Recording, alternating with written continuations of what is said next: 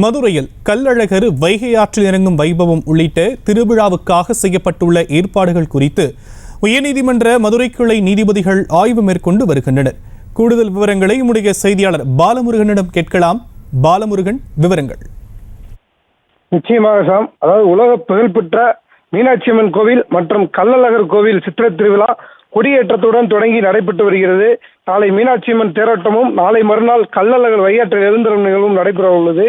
இந்த நிலையில் கடந்த 18ஆம் தேதியன்று சிவகங்கையைச் சேர்ந்த மணிகண்டன், மதுரையைச் சேர்ந்த ரமேஷ் ஆகியோர் சித்திரை திருவிழாவின் போது போதுமான அளவு காவல்துறை பாதுகாப்பு வழங்கவும், மொபைல் மருத்துவ சேவையை வழங்கவும் உத்தரவிட வேண்டும், குடிநீர் மற்றும் கழிவறை வசதிகள் செய்து தரப்படுவதையும் உறுதிப்படுத்த உத்தரவிடக் கோரி உயர்நீதிமன்ற மதுரை கிளையில் பொதுநல வழக்குகளை தாக்கல் செய்திருந்தனர்.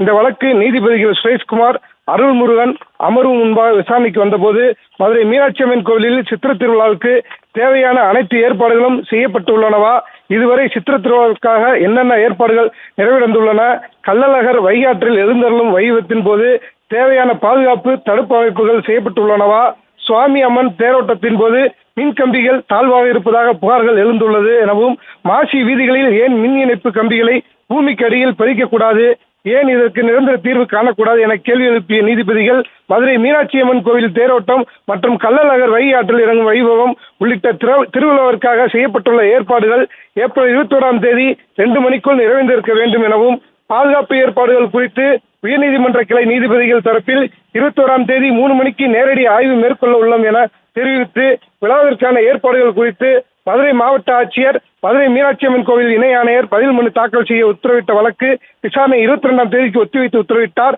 இந்த நிலையில் மதுரை மீனாட்சி அம்மன் கோவில் சித்திரை திருவிழா தேரோட்டம் மற்றும் கள்ளழகர் வைகை ஆற்றில் எழுந்தருளும் வைபவம் உள்ளிட்ட விழாவிற்காக செய்யப்பட்டுள்ள பாதுகாப்பு முன்னேற்பாடுகள் குறித்து உயர்நீதிமன்ற கிளை நிர்வாக நீதிபதி சுரேஷ்குமார் மற்றும் நீதிபதி அருள்முருகன் அருகில் நேரில் ஆய்வு செய்தனர். மதுரை ஆழ்வார்புரம் பகுதியில் கள்ளழகர் வையாற்றில் எழுந்தருளும் பகுதி, பக்தர்கள் தடை செய்யும் பகுதி, வையாற்றிற்குள் பக்தர்கள் செல்வதற்காக கட்டப்பட்ட படிக்கட்டுகள், எதிர் சேவையின் போது பக்தர்களுக்கு ஏற்பாடுகள், தடுப்பு வேலைகள் அமைப்பது ஆகியவை குறித்தும் நேரில் ஆய்வு மேற்கொண்டதோடு பாதுகாப்பு ஏற்பாடுகள் குறித்தும் கேட்டறிந்தார். நீதிபதிகள் ஆய்வின் போது மதுரை மாவட்ட ஆட்சியர் சங்கீதா, மதுரை மாநகர காவல் ஆணையர் லோகநாதன், மாநகராட்சி ஆணையர் தினேஷ்குமார், அரசு தலைமை கூடுதல் வழக்கறிஞர் கதிரவன், அரசு வழக்கறிஞர் கண்ணன் மற்றும் வருவாய்த்துறை, காவல்துறை, மாநகராட்சி அதிகாரிகள் ஆகியோர் உடனிருந்தனர்.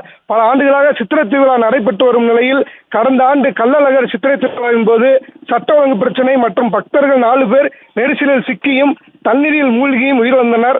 ஒரு கொலை சம்பவம் நடந்தேறிய சர்ச்சையை ஏற்படுத்தியது.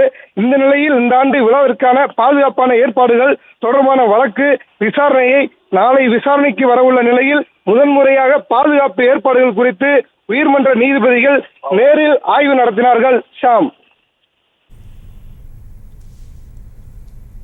விவரங்களுக்கு நன்றி பாலமுருகன். செய்திகளை உடனுக்குடனும் துல்லியமாகவும் தெரிந்து கொள்ள சப்ஸ்கிரைப் பண்ணுங்க.